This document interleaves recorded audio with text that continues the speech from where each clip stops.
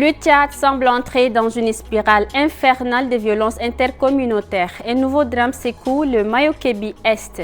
Une nouvelle attaque du 19 juin a fait des dizaines de morts et plusieurs blessés. Pour l'instant, les autorités ont interpellé 4 suspects. Droits de l'homme, un plan d'action national de lutte contre la traite des personnes est validé ce matin par le ministère de la Justice. Un outil stratégique pour renforcer les poursuites judiciaires contre les auteurs. Et puis le Tchad perd une figure emblématique de sa diplomatie. Amo Aziza Barout, représentant du Tchad auprès de la francophonie, est décédé hier 19 juin au Maroc des suites d'une maladie. Sa disparition a touché tant de Tchadiens.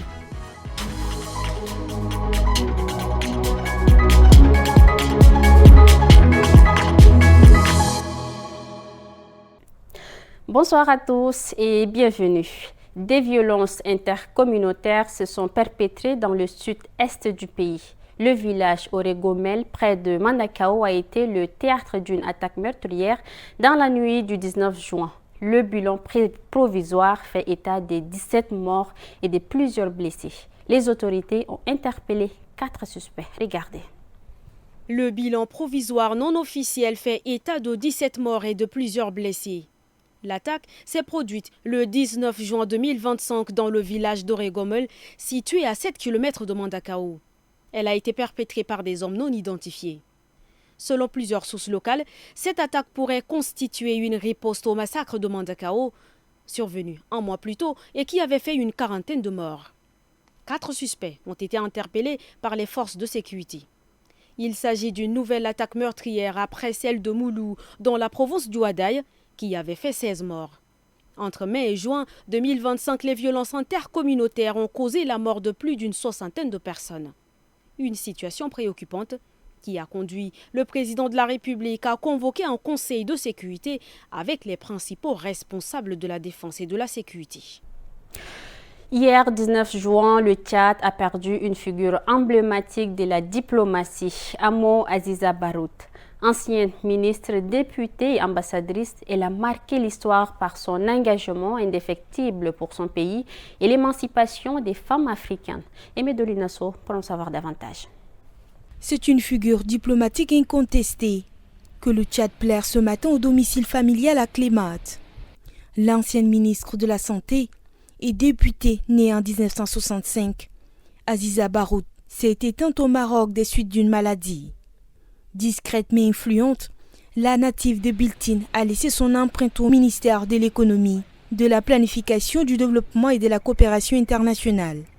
Avant de poser ses valises à Bruxelles, en tant qu'ambassadrice du Tchad auprès de l'Union européenne, du Royaume-Uni et des pays du Benelux. Un long parcours qui reste vivace dans la mémoire de ses proches. Elle était la femme rurale, la femme urbaine, la femme ministre, la femme ambassadeur, la femme au foyer. Tante Assus combinait toutes ces personnes en une seule femme. La dépouille de feu Aziza Barout sera rapatriée à N'Djamena dans les jours à venir. En cette date du 20 juin, le Tchad s'engage résolument contre la traite des personnes. Lors d'un atelier à N'Djamena, le ministère de la Justice, aux côtés de l'Organisation internationale pour les migrations, a validé un plan d'action national pour protéger les victimes et punir les coupables. Une avancée majeure pour les droits humains.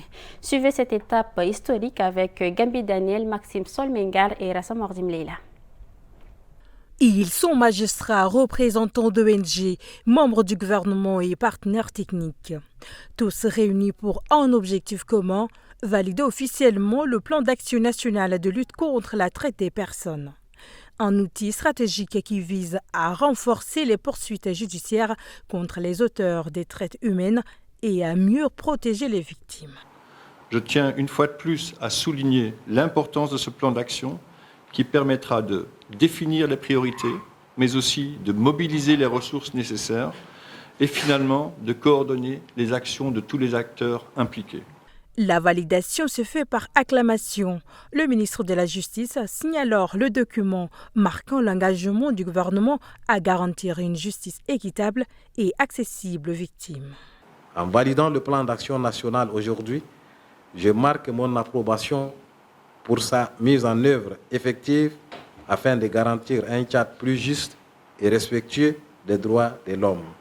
Pour les acteurs impliqués, cette validation marque une étape cruciale dans la lutte contre la traite des personnes au Tchad. Mais les défis restent importants, notamment en matière de prévention et de réinsertion des victimes. Aujourd'hui, 20 juin, le Tchad a honoré la résilience des réfugiés lors de la Journée mondiale des réfugiés. À N'Djamena, la CNAR et le HCR ont réuni des centaines de personnes à la Maison de la Femme pour célébrer sous le thème « Solidarité avec les réfugiés », un hommage vibrant aux déplacés qui trouvent refuge au Tchad. Djekoré de Marmel, Abakar Lambert pour leur histoire dans ce reportage. Chaque 20 juin, la Journée mondiale des réfugiés met à l'honneur le courage et la résilience de millions de personnes contraintes de fuir leur pays. Cette année au Tchad, l'événement prend une dimension particulière face à l'afflux massif des réfugiés, notamment en provenance du Soudan, où les violences continuent de pousser des familles entières à chercher refuge. Notre pays, le Tchad, faut-il le rappeler, accueille sur son territoire plus de 2 millions de personnes déplacées de force, dont plus de 1,5 million de personnes sont installés dans les provinces de l'Est, du Sud, de l'Ouest et à N'Djamena. Avec plus d'1,3 million de réfugiés accueillis sur le sol, le Tchad se positionne comme un acteur clé dans la réponse humanitaire en Afrique centrale. Pour les autorités, cet engagement va bien au-delà d'un simple geste de compassion. Le Tchad, en tant que pays d'accueil, a toujours été un havre de paix pour de nombreux réfugiés fuyant des conflits armés, des persécutions et des crises humanitaires. Cela témoigne de notre engagement envers les valeurs de solidarité et de respect des droits humains.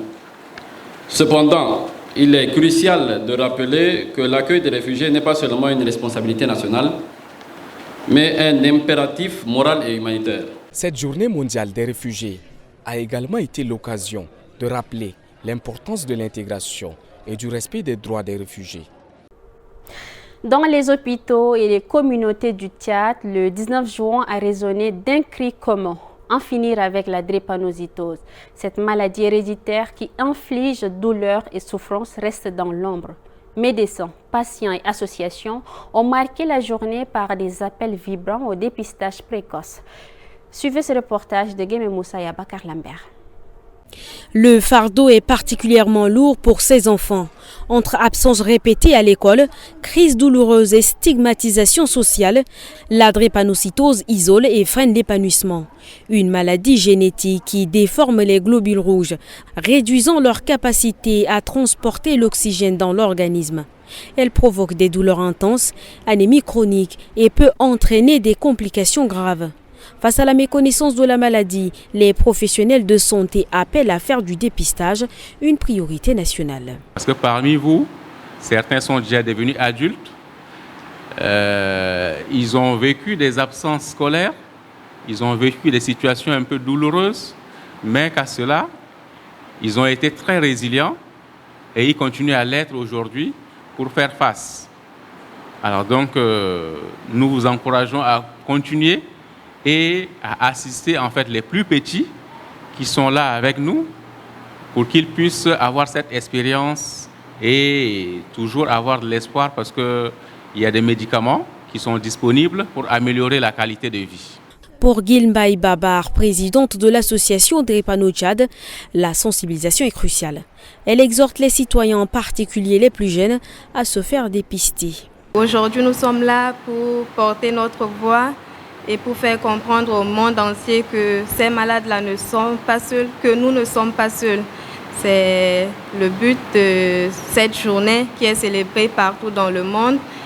Et nous exhortons toutes ces personnes qui sont là, toutes ces personnes qui sont là, qui célèbrent avec nous cette journée, d'aller se faire dépister en fait. La cérémonie s'est achevée par une remise de cadeaux aux enfants atteints de drépanocytose. Sous le soleil du 3e arrondissement de N'Djamena, la mairie a rassemblé la communauté pour une cérémonie d'espoir. D'un côté, un plaidoyer pour vacciner contre la poliomyélite, de l'autre côté, un appel à la paix et à l'unité nationale. Suivez cette journée où santé et cohésion se conjuguent. Un reportage de Focal Boabsolon et Abakar Lambert rendu par Yves Ismaël. Toujours à N'Djamena, les sénateurs clôturent leur tournée de terrain. Après avoir sillonné plusieurs arrondissements de la capitale, ils achèvent leur mission d'écoute auprès des communes. Une démarche de proximité saluée localement. Le récit de Yankee Game Karine et Solvengar Maxime. Ils étaient à l'écoute, au plus près des réalités du terrain. Wang Launa Ibrahim Foula et Mariam Ahmad Djemil ont achevé leur tournée dans les 10 arrondissements de la capitale. Une mission entamée il y a 2 jours pour recueillir doléances et évaluer les actions municipales. Objectif, faire remonter les difficultés locales au niveau national et espérer des réponses concrètes. Nous, on a voulu sillonner toutes les communes, en commençant par la mairie centrale jusqu'aux 10 arrondissements, pour vraiment faire leur plaidoirie au niveau des hautes autorités pour que la décentralisation et l'autonomie de gestion des communes deviennent une réalité. Une démarche saluée par les maires rencontrés qui y voient un début de synergie entre les élus nationaux et les autorités locales. Ce qu'on vit, il y a le côté positif et le côté négatif. Donc on leur a expliqué tout ce qu'on endure dans notre commune et c'est à eux maintenant de relayer ça au plus haut niveau, à nos autres autorités, pour qu'on ait des solutions. Donc leur arrivée chez nous, c'est vraiment ce que nous on en a besoin. Les sénateurs repartent avec un carnet de doléances bien rempli. Reste à voir si ces préoccupations trouveront écho au sommet de l'État. Coris Bank International Tchad a marqué le lancement de sa marque par un geste de solidarité.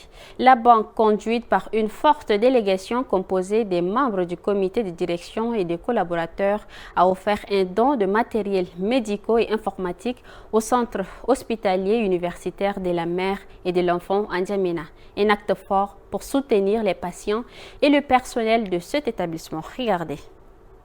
La solidarité est au cœur des valeurs de Coris Bank International. À l'occasion de son implantation au Tchad, l'institution a remis un don composé de matériel médical et informatique au centre hospitalo-universitaire de la mère et de l'enfant. Plus qu'un simple geste, ce don revêt une signification particulière pour la banque. Nous pensons que pour un premier jour de lancement officiel, nous n'allons pas déroger à cette pratique, à cette tradition. Alors, choisir un hôpital pour marquer le premier pas de la mise en œuvre de la politique de responsabilité sociale est pour nous quelque chose de cher. Du côté du centre hospitalo-universitaire, le directeur général, Dr Mahamad Nour Abakar Djibrine, n'a pas caché sa gratitude. Il a salué ce soutien précieux pour son établissement, confronté à de nombreux défis. Le don que vous faites aujourd'hui n'est pas qu'un simple apport matériel. Il est le témoignage éloquent de votre engagement citoyen, de votre sensibilité aux défis de notre système de santé et de votre volonté de contribuer concrètement au bien-être de notre communauté.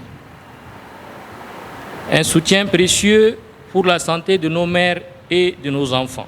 La cérémonie s'est poursuivie par une visite des femmes enceintes souffrant de pathologies et celles ayant subi une césarienne. Un moment empreint d'émotion et de solidarité. Et voilà qui met terme à cette édition. Merci chers téléspectateurs de l'avoir suivi. Bonne suite de programme et à demain Inch'Allah. Bon week-end à tous.